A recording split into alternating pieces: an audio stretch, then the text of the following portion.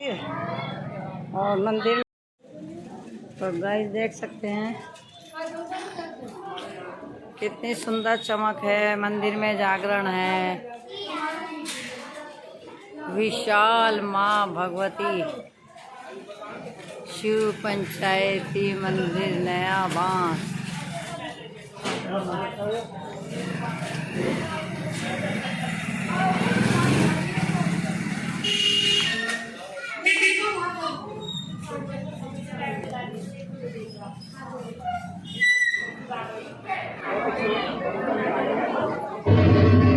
Video हाँ camera बढ़िया है इसका। तो गाइस देख सकते हैं फ्रंट का कैसे क्या सीन है। चप्पल दिखा कौन सी चप्पल डालेंगे। तो पार्टी आ गई है गाइस, देख सकते हैं पार्टी आ गई है।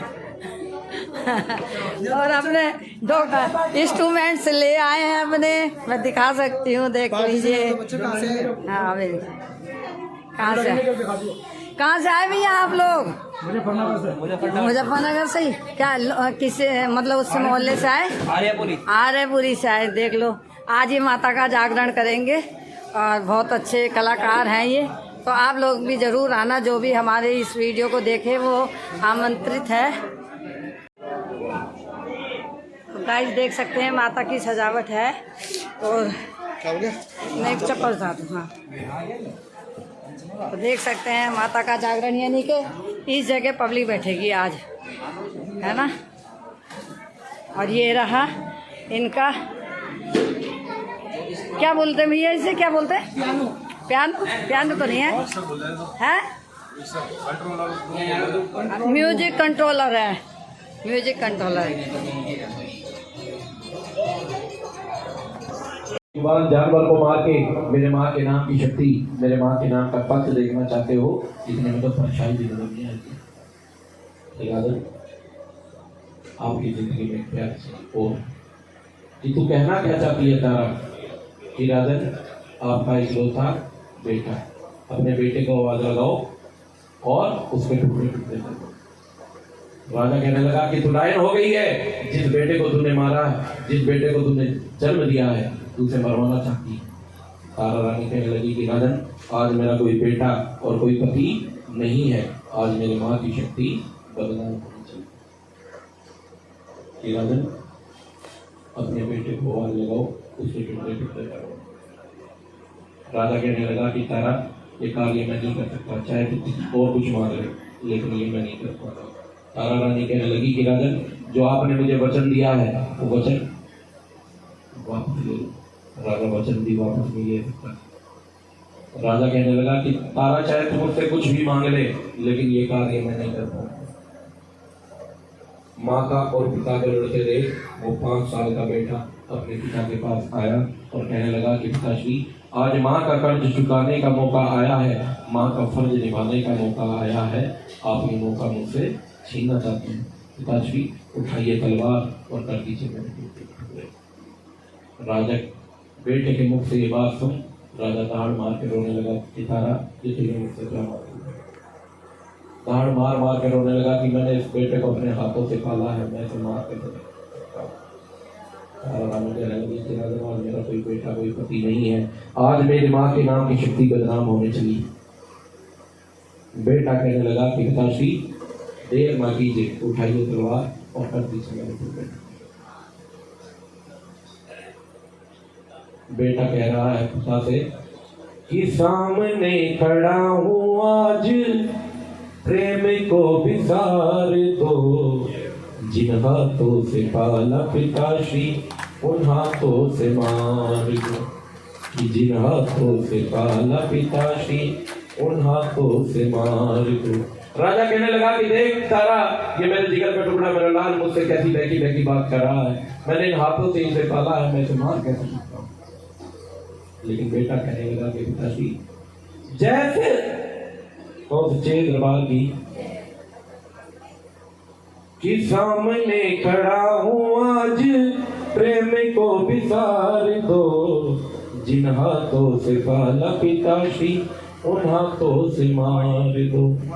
जैसे राजा मोर ध्वज बेटा चीर आरे से, तुम ऐसे मेरा पेट चीरो खूनी कटारे से। कि तारी दो सीने में खंजर, अब चाहे सर उतार दो, जिन हाथों से पाला पिताश्री। राजा कहने लगा कि देख तारा, ये मेरे जिगर का टुकड़ा, मेरा लाल, मुझसे कैसी की बात कर रहा है। तारा कोई ऐसा उपाय बता जिससे मैं अपने बेटे को अपने हाथों से मार पाऊं। तारा रानी कहने लगी कि राजन, अपनी आंखों पे पट्टी बांधो, उठाओ तलवार और अपने बेटे के टुकड़े कि देख लो रे दुनिया वालों, उस राजा ने कमाल किया, बांध के आंखों पे पट्टी बेटे को हलाल किया। कि कहे बुंदू नीर मेरी, इन आंखों से उजियार दो, जिन हाथों से पाला पिताश्री, उन हाथों से मार दो। राजा ने आंख में पट्टी बांधी, उठाई तलवार, अपने बेटे की गर्दन घाटी से अलग कर दी और उसके टुकड़े टुकड़े करके उठाई तलवार के पास। तारा रानी कहने लगी कि राजन, 5 साल के अंदर तेरा खाना है तैयार, आ जाओ मेरे लाड। और सच्चे दरबार की देखा सामने से बेटा बोलता कुछ नहीं बोल सकता था, लेकिन बेटा तो बोल सकता है। राजा दौड़ के गया, अपने बेटे को गोदी में उठा लिया, सीने से लगा लिया और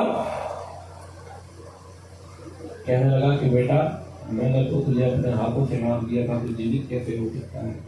बेटा हंस के बोला कि पिताश्री, जब आपने आंखों पे पट्टी बांधी और मुझे मारने के लिए तलवार उठाई, और वो तलवार जैसे ही मेरी गर्दन के पास आई, माँ कन्या रूप में आई और मुझे अपने साथ लेकर और सच्चे दरबार की क्यों कन्या भवानी मुझे अपने संग लेकर चली गई। और पिताश्री, जब आप रो रहे थे ना, तो कन्या भवानी कहने लगी कि चलो बेटा, मैं तुम्हें तुम्हारे पिता के पास लेकर चलती हूँ। तुम्हारे पिता तुम्हारे वियोग में रो रहे हैं। और पिताश्री, आपने जीवन की सबसे बड़ी गलती कर दी। वो कन्या मेरी उंगली पकड़ के हमारे घर के अंदर प्रवेश कर चुकी थी। कि वो कन्या मेरी उंगली पकड़ के हमारे घर के अंदर प्रवेश कर चुकी थी। उस कन्या का एक पांव घर के अंदर था और दूसरा पांव घर के बाहर था। पिताश्री, जैसे ही पीछे वाला पांव आगे बढ़ने जा रहा था, आपने तुरंत आवाज लगा दी कि आजा हो मेरे लाडले, मुझे तेरा इंतजार। उस कन्या ने तुरंत मेरी उंगली छोड़ दी कि जाओ बेटा, तुम्हारे पिता सिर्फ तुम्हें बुलाते हैं और बगैर बुलाए में किसी के यहाँ और सच्चे दरबार की माँ के प्यार की उस कन्या ने तुरंत मेरी उंगली छोड़ दी और पीछे वाला पांव आगे बढ़ने की बजाय आगे वाला पांव पीछे हो गया और इतने देखा अंतर ध्यान। और सच्चे दरबार की इतने में माँ अंतर ध्यान हो गई। अगर मैं रिक्वेस्ट भी कर लेता तो माँ ने इतना भी मौका नहीं दिया। राजा से ताड़ मार के रोने लगा। इतना ये करना चाहा फिर भी माँ का दीदार नहीं कर पाया।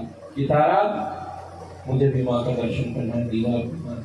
तारा रानी कहने लगी, सच्चे मन से माँ को याद करो, माँ आपको दर्शन देने के लिए जरूर है।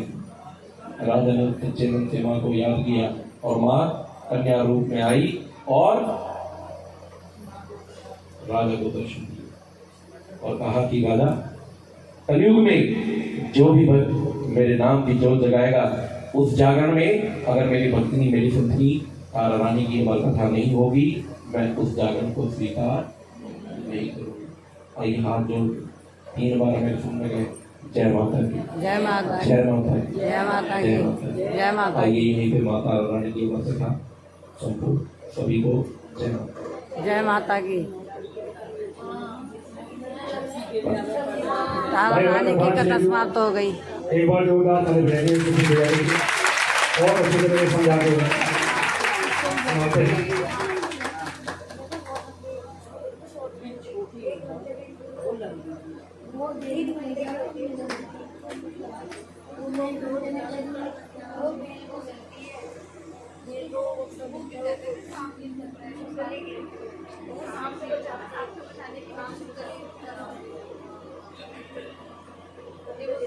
वो ये 25 का प्रसाद सब भक्तों के पास आएगा। आई को ले सबसे पहले गुड्डू जी, गुड्डू जला